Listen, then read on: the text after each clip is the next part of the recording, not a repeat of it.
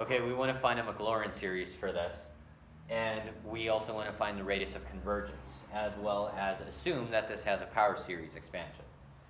So the first thing you want to do is to find the first few derivatives. We take the first derivative and we get negative 2 times 1 minus x to the negative 3 times negative 1 by the chain rule that's taken from there, from that negative x. So this becomes a positive 2 being multiplied. The second derivative, we take the derivative of this, and this is negative 6 times 1 minus x to the negative 4 times negative 1, again by the chain rule. So this becomes a positive 6. The third derivative, and we can stop whenever we notice the pattern. Negative 24 times 1 minus x to the negative 5 times negative 1. So this becomes a positive 24. Our fourth derivative, and I think we can see the pattern. This is going to be 120 times 1 minus x to the negative 6.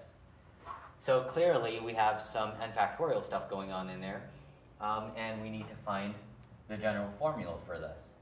So the general formula is f to the n representing the number of derivatives we have taken, how many times we have taken the derivative, and for over here we have n plus 1 factorial, not just n factorial, because notice that if we start this at 0, because here we take 0 derivatives, here we take 1 derivative, here we take 2 derivatives, right? We start n at 0. What happens if we were to just have n factorial? If we were to just have n factorial, what happens like around here when we have 2, right? If we have 2 in here, it wouldn't correspond to this because here we have 6. So we'd be misaligned. We need to add n plus 1 to our factorial, and now it's aligned because now we plug in 2 into here, and we plug in 2 into here, we would get 3 factorial, which is 6. And so on for all the other ones. So that's just to align it. 1 minus x to the negative n plus 2. Because that gets that to be aligned also, if we start at 0, right? We have 0 here, so 0 here would give us negative 2 as an exponent. Okay, so now we plug in zeros into our function because that's what we do with a Maclaurin series. So f of 0 equals 1, f prime of 0 is going to give us 2. That's because we're plugging 0 into our x, and 1 to the power of anything is going to be 1. So we could just look at the factor that we're multiplying it by, which corresponds to the factorial.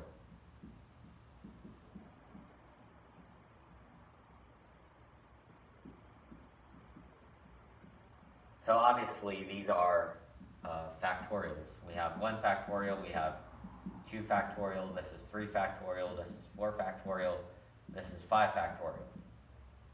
So the general formula for this is n plus 1 factorial. N plus 1 factorial if we have f to f of, I don't even know how to say it because there's no proper way to say this. We don't usually, it's not taken to the power of, it's just representing the amount of derivatives that we've taken. So f with n representing the amount of derivatives we've taken, and we plug in 0 into that function, would equal n plus 1 factorial. So that's our generalized form of the pattern we have.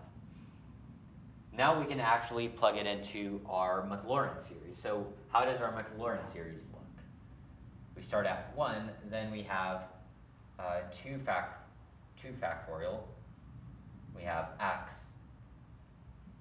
and we divide by 1 factorial. So that would really just give us 2. You could simplify, or you could leave it like that, just to show the pattern better.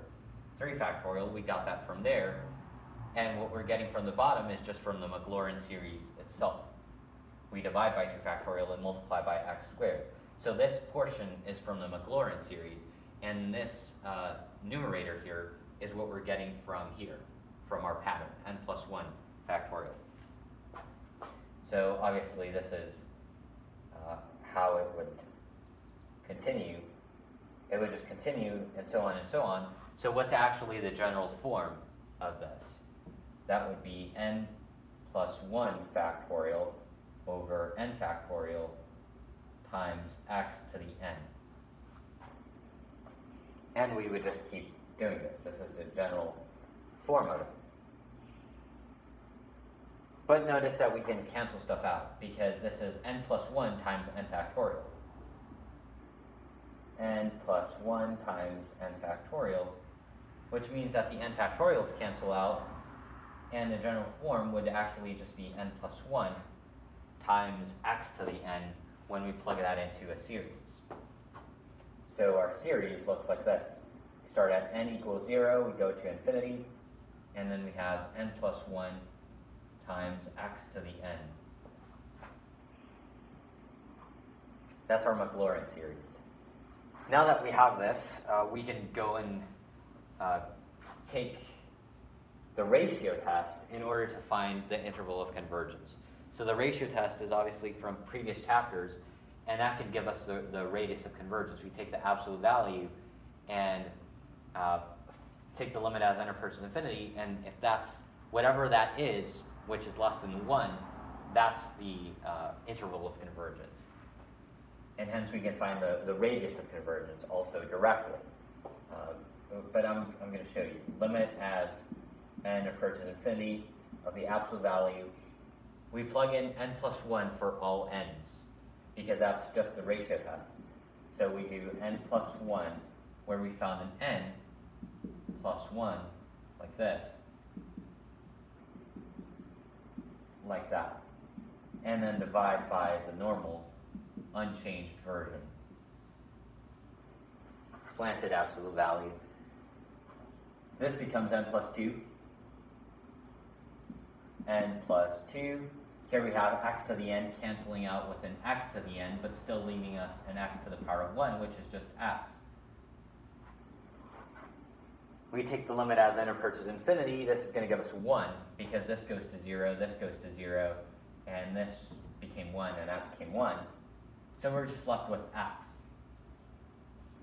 And so, since we know about this ratio test, we know that when this is less than 1, when the absolute value of x is less than 1, this converges. So our interval of convergence is from -1 to 1, but our radius of convergence is just 1. That's what our radius of convergence actually means, is 1. So I think that's all this was asking for. It was a lot of work, or maybe I just made it into a lot of work. But yeah, that's pretty much what you have to do.